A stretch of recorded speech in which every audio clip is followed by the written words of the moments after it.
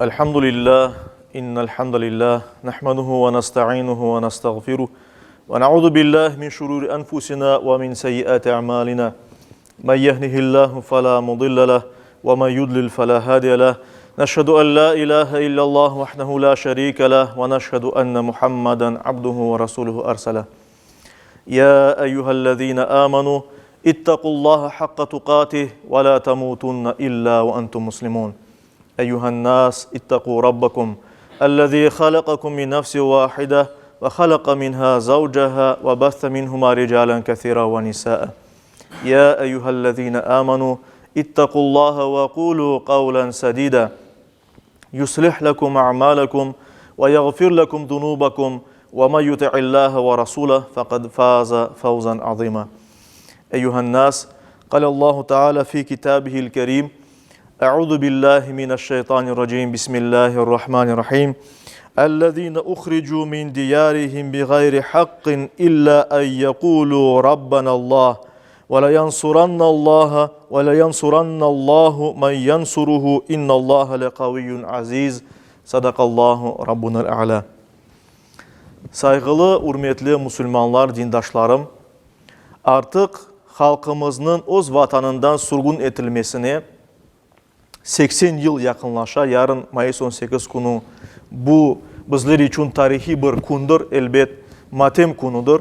Ve ona göre de Müftü Efendimiz'in talimatıyla Kırım Müslümanları dini idaresi erkanında olan her bir camide bu günlerde hatimler yapıla, Kur'anlar okula, dualar yapıla. Çünkü Müslümanın birinci yapacağı iş dua yapmaktır elbet. Kolundan kelgenini yapkandan sonra her vakit duacı olmak gerekmez. Çünkü dua Müslümanın silahıdır elbet. Ve bunun beraber hem de yarın Mayıs 18 günü Kırım'ın bütün camilerinde ayrıca dualar okulacak. Yasinler okulup dua edilecek. Ve bizim Kebir camimizde de böyle dua olacak. Yarın saat 12'de ve ona göre de kim istese buyurunuz. Sizni davet ettiğimiz beraberce dua edeyik. Çünkü cemaat duasını Allah-u Teala kabul ve makbul eder. Hiç şüphesiz saygılı ve hürmetli Müslümanlar, dindaşlarım, tarih tekrardan ibarettir. Çünkü her vakit insanın yaşayış şekli belki de değişir. Teknolojiyalar ilerley, türlü cihazlar, gadgetler peyda ola vesaire. İnsanın yaşayış şekli değişir. Ama insanın ozu ve mayası değişme. İnsanın ruhu içi aynı kala, nefsi aynı kala. Ve ona göre de insan devirler geçken sayın aynı hatalarını yapması mümkün. Bir halk ve bir kavim de aynı hatalarını ya da güzel işlerini tekrar etmesi mümkün.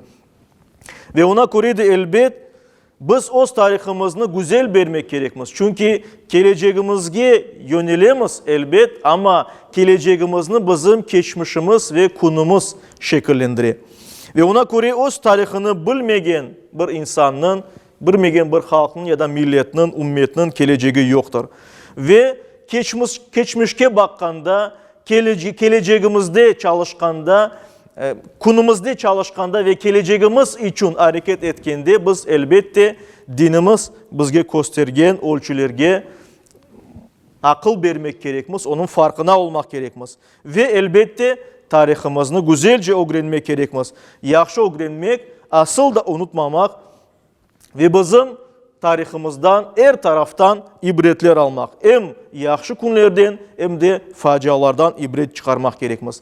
Ve gelecekte eğer yanlış ya da bir hareketler yapılgan olsa ya da halkımızın başına bazı bir facialar gelgen olsa onların ogunu almak için konumuzda tedbir almak gerekmez. Kolumuzdan gelgeni kadar tedbir alamaz ki hata işlemeyi gelecekte. Yoksa başımıza aynı belalar gelmesi mümkün. Zaten Peygamberimiz sallallahu aleyhi ve sellem Müslümanların akıllı olmak gerekliliğini bizge bildirip Bukhari'de geçken bir hadis-i şerifte böyle ayta Müslüman insan bir teşikten iki kere dişlenmez. Evet, bazı bir şeylerin ogunu almak mümkünmüz ama öyle vakayalar ola ki kenedi Allahu Teala'nın takdirinin, Allahu Teala'nın isteğinin ama bunun beraber insanların kolları yapkanından kelgen bazı bir öyle facialar var ki onlarını endi biz karşısına gelip olamayız. O güne geçilmesi mümkün olmayan bazı bir facialar gelip çıka, musibetler gelip çıka başımızga. Ve Kur'an-ı Kerim'de böyle musibetler hakkında da buyrula, aytıla. Kur'an-ı Kerim'de birçok yerde anlatıla, evvel yaşayan kavimlerinin, evvel yaşayan halklarının hikayeleri, ibretli hikayeleri ve anlatıla ki birçok halk onlara Allahu Teala'dan sınav, bela, musibet, bir imtihan kelgen edi. Çidamagan halklar yok olup gitti. Çünkü Allahu Teala koygan kanunlarga tez kelgenler Allahu Teala'dan uzaklaşkanlar ve böylece onlar öz güçlerini yok gayip ettiler. Kim ise Allahu Teala'ga iman etken olsa ve bu imanının Allahu Teala'ga işanıp sabır etken olsa her bir türlü problemalardan, en ağır musibetlerden geçti ve bazı halklar günümüzge kadar gelip yetti. Evet, bu ibretlerden, Kur'an-ı Kerim'den bizler özümüz için çeşit doğru nasihatlar, dersler çıkarmak gerekmez. Ve bununla beraber bu facialar anlatılganda biz Kur'an-ı Kerim'de birçok yerde görüyoruz ki Allahu Teala evvelki halklarını da böyle sınavdan geçirdi. Vatanlarından uzak kalmak, vatanlarından sürülmek ya da vatanlarından icret etmeye mecbur olmak imtihanına. Ve hatta Peygamberimiz Muhammed Mustafa sallallahu aleyhi ve sellem ve Müslümanlar onlar da ölüm karşısına kalganda, yani öldürecek ediler Peygamberimizin elinde, Müslümanlarını öldüreyediler. Ve bu karşıda onlar öz vatanlarını, öz evlerini, mal mülkünü, her şeyini kaldırıp mecbur oldular her şeyini yanıdan Medine'de başlamaya. Şimdi Kur'an-ı Kerim'de mesela Hac suresinin 40. ayetinde Allahu Teala böyle vakalardan birisini tarif etti, anlata ki onlar öz yurtlarından tek Rabbimiz Allah'tır degenleri için haksızlıkla çıkarılgan ediler. Eğer Allah bir kısım insanlarını başkalarının toktatmasaydı, manastırlar, kiliseler, sinagogalar ve içinde Allah'ın adı çok anılgan mescitler yıkılıp yok olur idi. Allah ona yardım etken kimselerge elbette yardım etti. Şüphesiz Allah güçlü ve azametlidir. Ve aynı şekilde Peygamberimiz sallallahu aleyhi ve sellem'in Müslümanların başına gelgeni gibi birçok peygamberlerin olup geçkeni gibi halkımızga da böyle ağır bir facia geldi.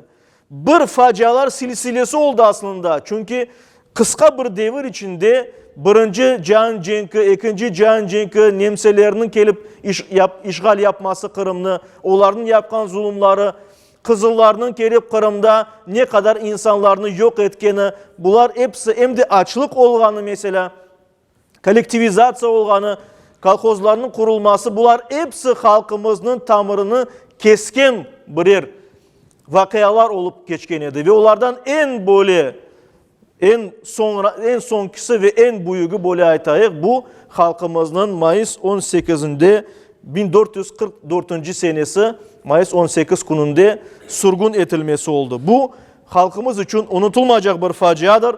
Çünkü kişilerimiz hepsi ya cebedeydi, cenk eteydi ya da onlarını trudarmiyaga algan ediler.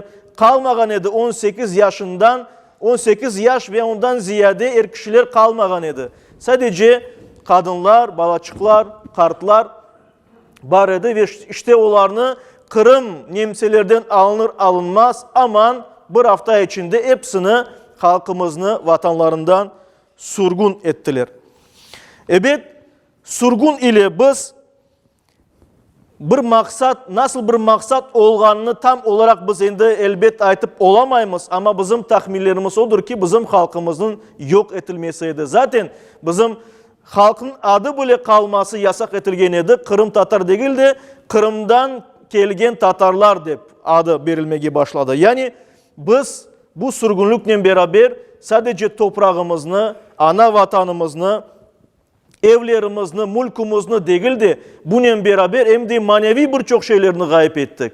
Yani öz vatanımızda tiklenmek hakkından mahrum kaldık, uzak kaldık. bizim şerefimizge leke sürüldü. Siz vatan hainlerisiniz deyip ve çok yıllar devamında ve hatta kunumuzda bile biz onun tesirini hala duyamız. Bizim halkımız surgunluk yerlerinde 10 yıldan ziyade rejim spetspaseleniye oturaydı. Çıkmağa çare yok edandan. Askerlikke alınmaydı. Ali okuf yurtlarına alınmaydı. Ali böyle medreselerge ya da İslam institutları var idi. Sovet hükümetinde anda Kırım Tatarlarını almaydı. Ve böylece bundan sonra 50. yıllarında endi rehabilitasya olğan dayın böyle bir karar kabul etildi. Ama Kennedy halkımızga öz vatanlarına kaytmağa çare verilmegen edi. Surgunluk yollarında, surgunluk yerlerinde insanların toplu bir yerde olganından sebep, açsızlıktan sebep insanlar aşamağa bir şey tapalmaydılar. Birçok insan açlıktan canını verdi.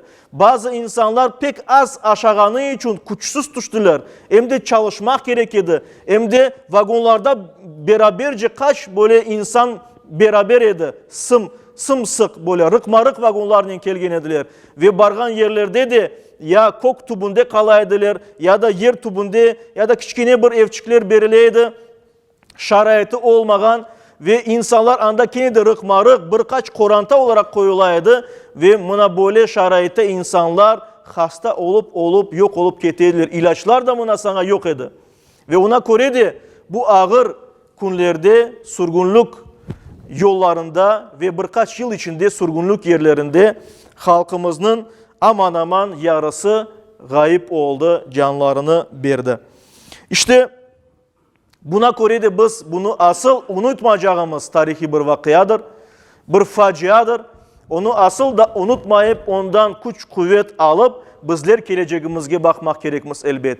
Ve bunda mühim bir nokta halkımız dini etrafında birleşti. Ve biz bunu neden görüyoruz? Ne kadar Sovet propagandası olsa da insanlar belki şekilde Müslümanlıktan bayağı uzaklaşkan olsa da mesela namaz kılmaydılar çok insanlar orazadan vazgeçken edilir vesaire. Çünkü çare yok idi. Zorlaydılar. Bir kimse onu yapsa onu yok etediler ya da oturtaydılar hapske. Ama buna bakmadan halkımız dinine bağlılığını devam etti. Bağlı oldu. Ve surgun etilgende bizim halkımız, korantalarımız, ata dedelerimiz birinci alganları şey Kur'anlar oldu. Kur'anlarını Kırım'dan alıp surgunluğa bardılar ve o Kur'anlarını Kırım'a kaytılar. Ve vaazda Yasin suresi okulgandan son aytkan edim ki saygılı cemaat peygamberimizin mühim bir hadisi var. Peygamberimiz deyir ki Allahu Teala bir kavmini, bir halkını çok sevse ona ağır imtihan beri, kıyın imtihan beri. Ve eğer bu halk Allah'tan razı olsa, Allah'ın dinini tutsa Allah Teala da onlardan razı olur. Kim ise Allah'a açı ulansa, dinden yüzünü çevirse, imtihandan geçmese Allah Teala da onlara açı ulanır. Bizim halkımız, benim kanaatim budur ki bu ağır imtihandan, gerçekten ağır imtihandan şerefli şekilde geçti, dinini sakladı, din etrafında birleşti ve biz öz vatanımıza kayıttık. Demek ki bu imtihanı şerefinin geçtik. Ve Allah-u Teala inşallah bizni sevgin bir halk olarak böyle görmek gerekmiz, men belesem. Ve buna layık şekilde gelecekte de hareket etmek ve buna layık şekilde gelecekte de öz vatanımızda, dinimiz etrafında birleşmek gerekmiz. Saygılı, hürmetli Müslümanlar, aytkanımız gibi böyle al, surgun, başka evvelki ümmetlerde de ve Peygamberimiz ne Müslümanlar ne sahabelerin başına da gelgen edi. Onlar da her şeyini kaldırıp gitmeye mecbur oldular çünkü ölüm korkusu var idi.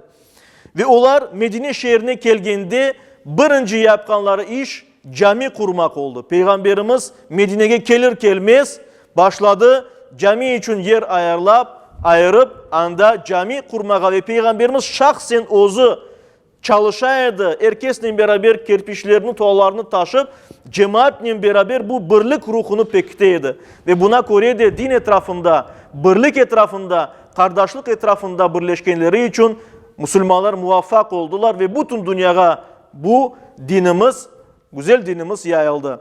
Ve ona göre biz de eğer öz vatanımızda camilerimizni, meşitlerimizni kursak, minarelerimizni kursak, ezan sesleri eşitilse, dinimizni kutsek inşallah Kur'an-ı Kerim'de Allahu Teala bizge buyurganı dayın, Allahu Teala korkulardan sonra bizge amallık nasip edecektir. Yeter ki biz Allah'ın dinini tutayık, Allah'a iman ederek hayırlı, güzel dinimizin emir etkeni işlerini yerine getireyik. İşte Yüce Rabbimizden niyazımız her daim Allahu Teala'nı anmak, Allahu Teala'ya işanmak ve onun emirlerini yerine getirmek. Çünkü Allahu Teala'dan yüzünü çevirgen kimseler belalarga uğray. Allahu Teala'nın yolunu tutkan kimseler ise bu dünyada yer üstünde öz yerinin sahibi ola. İşte Rabbimizge, kitabımızga, dinimizge mümkün olganı kadar sımsık sarılayık. Bu mühim değerlerimizni her vakit kıymetli bileyik. İşte bunun etrafında birleşeyik. Birbirimizge dua eteyik, duacı olayık, yardım etmeye tırışayık. Geçmişlerimizge her daim dua eteyik. Bizim vatanımızda olan milli müesseselerimizge, dini idaremizge, müftülüğümüzge, hem de bununla beraber camilerimizge, meşçitlerimizge, cemaatimizge sahip çıkayak. Bu birlikni hem de gelecek nesillerge, ballarımızga aşılayak. Onlar da hatırlasın eskiden olup geçken şeylerini ve bununla beraber gelecekke amanlık şekilde adımlarını bassın ve bu vatan onların olganı bilsin.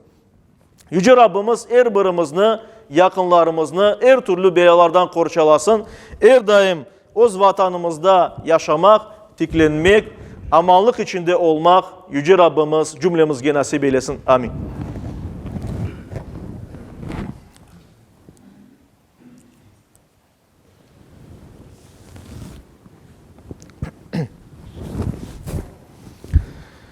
Elhamdülillah ve salatu ve selamu ala Resulillah ve usik ve nefsel asayete bi takvallah.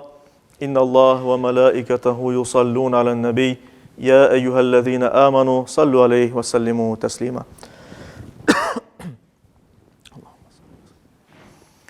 Vardallahu man khulefal erba'a Ebi Bekri ve Umar ve Uthman ve Ali ve an sairil ali ve sahabeti ve tabi'in ve men tabi'ahum bi ihsanin ila yevmiddin. وعنا معهم بأفك وكرمك يا أكرم الأكرمين ويا أرحم الراحمين. اللهم أعز الإسلام والمسلمين. اللهم أعز الإسلام والمسلمين. اللهم أعز الإسلام والمسلمين. واحمي حوزة الدين ودمر أعداء الدين. وألف بين قلوب المسلمين وواحد صفوفهم واجمع كلمتهم على الحق يا رب العالمين. وانصر دينك وكتابك وسنة نبيك محمد صلى الله عليه وسلم وآله أجمعين. عباد الله إن الله يأمر بالعدل والإحسان وإيتاء ذي القربى وينهى عن الفحشاء والمنكر والبغي يعظكم لعلكم تذكرون. صدق الله ربنا الأعلى.